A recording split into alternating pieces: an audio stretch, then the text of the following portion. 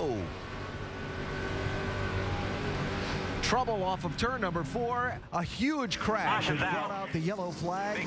Cars involved, Elliott, Sadler in the 88 at the bottom of the racetrack, and the 27 car just piled into him. Wow. That is Drew Herring, and a terrible crash off of turn number 4 has brought the yellow out for the 3rd time in this race.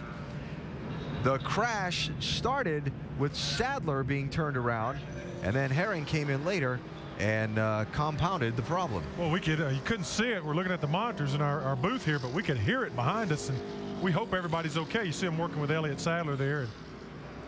Windowed it down on the Herring car. So a 3rd caution of this race out with 65 laps to go for trouble that started in turn 4 for Elliott Sadler.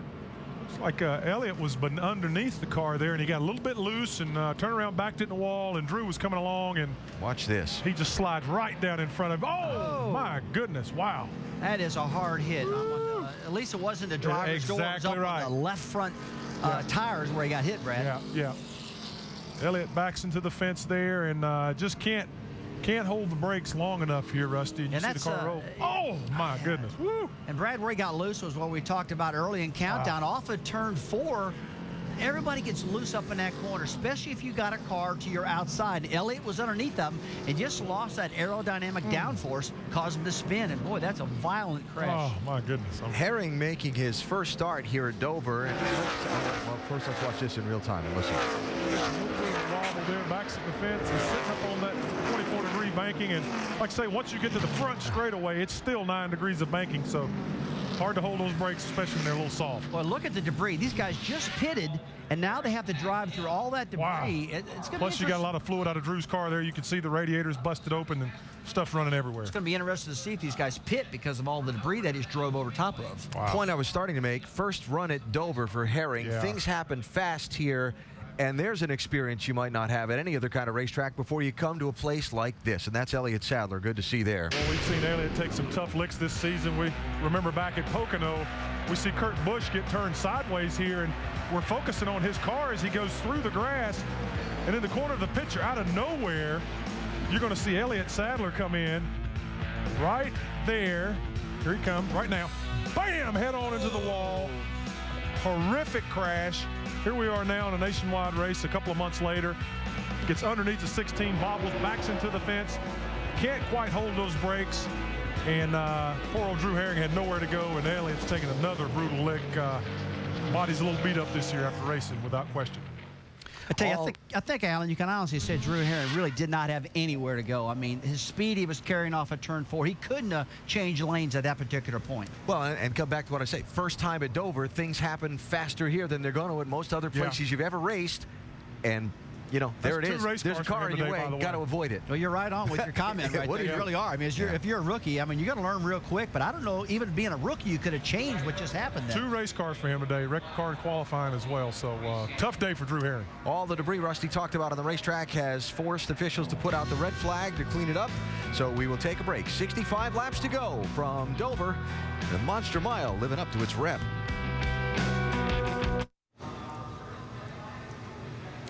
ESPN's coverage of the NASCAR Nationwide Series from the Monster Mile. Coverage today presented by CC's Pizza under the red flag with 65 laps to go for significant cleanup off of turn number 4 after a 2-car accident involving Elliott Sadler in the 88 car and Drew Herring in the 27 car. Not just the cars, but bits, pieces, and a lot of oil and fluid, as you can see, needing to be cleaned up over in that section of the racetrack.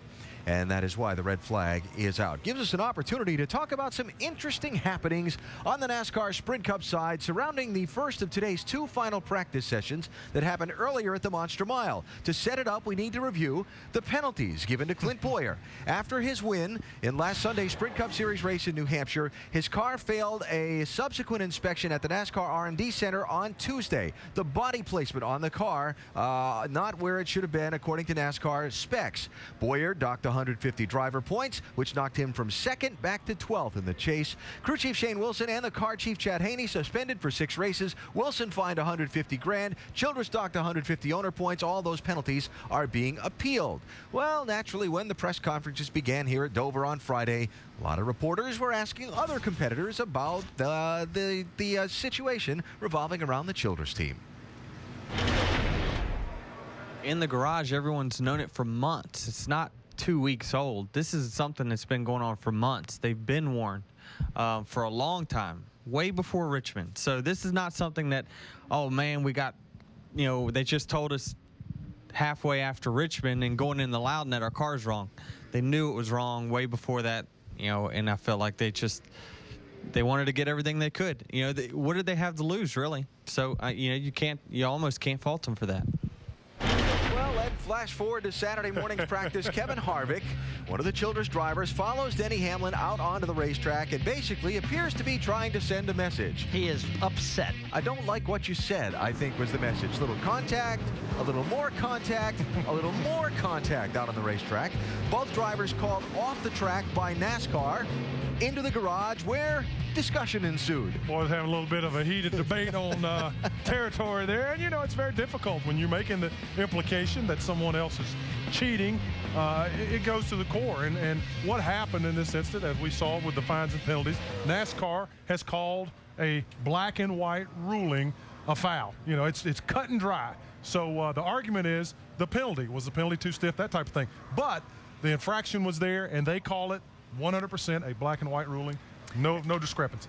And as far as the situation today was concerned, there was some radio traffic on Clint Boyer's radio saying, hey, your teammate was out there sticking up for you and so on.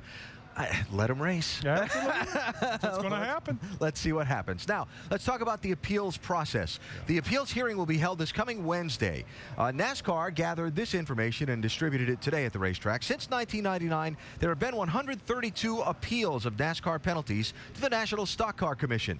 88 of them, so 66%, two-thirds, are upheld. The original NASCAR penalty stands. About a third, the original NASCAR penalty, was either reduced or completely overturned, and in a very small number, the penalty was actually increased from NASCAR's original mandate. We'll talk more about how the appeals process works on NASCAR Countdown. That comes up tomorrow from here in Dover on ESPN2 at noon Eastern, leading to our coverage of Chase Race number 2, coverage presented by Burger King. That's on ESPN tomorrow at 1 Eastern Time. Don't forget, if you are a drag racing fan, the O'Reilly Super Start Batteries NHRA Fall Nationals from Dallas. The qualifying comes up tonight, 1 a.m. Eastern, and then the finals tomorrow at 7 Eastern on ESPN2. And more pre-race coverage from Dover. NASCAR now presented by 5 Hour Energy, 9 a.m. Eastern Time tomorrow morning, ESPN2. I've done a lot to talk about this week. There you go, absolutely. I love it. Elliott Sadler involved in the hard crash that brought out the red flag. He's with Vince. Yeah, unfortunately, Elliott looks to be okay, but take us through what happened and how you're feeling from that hard hit. Yeah, well, first, I'm feeling fine. I'm glad NASCAR does a good job of having good rules about safe race cars. And of course, everybody at JR Motorsports built us a good car. And I just got loose under the 16. We were racing for the lucky dog, and I got a little free and spun out. Just a bad job on my part. Got to apologize to everybody at Realtree and everybody at JR Motorsports, Dale Jr. guys. After I saw the 7 wreck, the last thing I wanted to do was wreck. Now I got 2 tore up cars, but just glad when I got hit in the front and not the driver's door. What's going through your mind there as you see that car coming at you and you know you're going to take a lick? Well, when I spun out, you could tell I was driver's side towards ongoing traffic, and I'm watching them going, oh man, they are coming pretty fast. So I knew we were going to get hit. I just didn't know how hard it was. So man, I hate it for everybody back at the shop, for Dale Jr., Pops, and everybody. We put a lot of effort in this race to come up here and run well, and we were a little free, and we were making it better and better and getting it, and I just hate to tear up a good race car. Yeah, glad you're okay. Alan? It is good to see Elliott Sadler is okay. So the cleanup continues from the third caution and the first red flag of today's race. The Monster Mile starting to live up to its reputation here in Dover.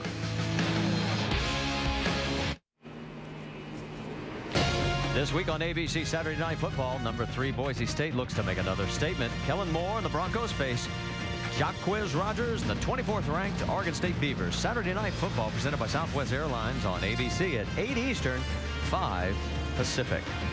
As you can see, cars have refired. We are back under a yellow flag condition, and the question will be, is everybody coming? And it looks like the answer to that question is yes. Everybody but Ryan Newman. That's right. Ryan Newman is the first car to stay out. And we'll tell you that Eric Darnell will get the lucky dog. That'll put 17 back on the lead lap. Let's send it to Dr. Jerry Punch. Kyle Busch coming down pit road. They were going to put 4 sticker tires on, but one of their sticker tires had a slow leak and a cut, so they moved the sticker tires away, and they're going to put 4 scuff tires on the 18 car. Now in front of him, the 60 car pitting. Carl Edwards said the car is getting better, still a little bit snug in the middle. One final adjustment on the track bar. Jamie. Joey Logano wants to take some of that wedge out of the left rear. 4 tires because of the debris. They were talking about a 2-tire stop to get some track position. He's down and away. He gets down and away, guys. Gains 1 position. He is now second to his teammate, Kyle Busch. Marty? Well, good for Logano, but take a look at Carl Edwards. He's going to drop 5. 2 tires for Michael Annett. Remember, he had a penalty earlier. And you're saying, wait a minute, where's the 33? Well, just prior to the red flag situation, Kevin Harvick had this happen to his race car. Some smoke come out from the cockpit. I don't know exactly what it was, but you can see right there. Definitely had a lot of smoke. He pulled it to the apron, threw his winning net down. Yeah, bad enough that he probably couldn't breathe. He was trying to get it to where that smoke would get out of there for him. Right as this happened, this is right when Elliott Sadler crashed, about right here, so he stays out on the track. So as of now, he is still in the race, albeit we'll try and find out exactly what happened. As you can see, it refired, the smoke cleared, and there he is.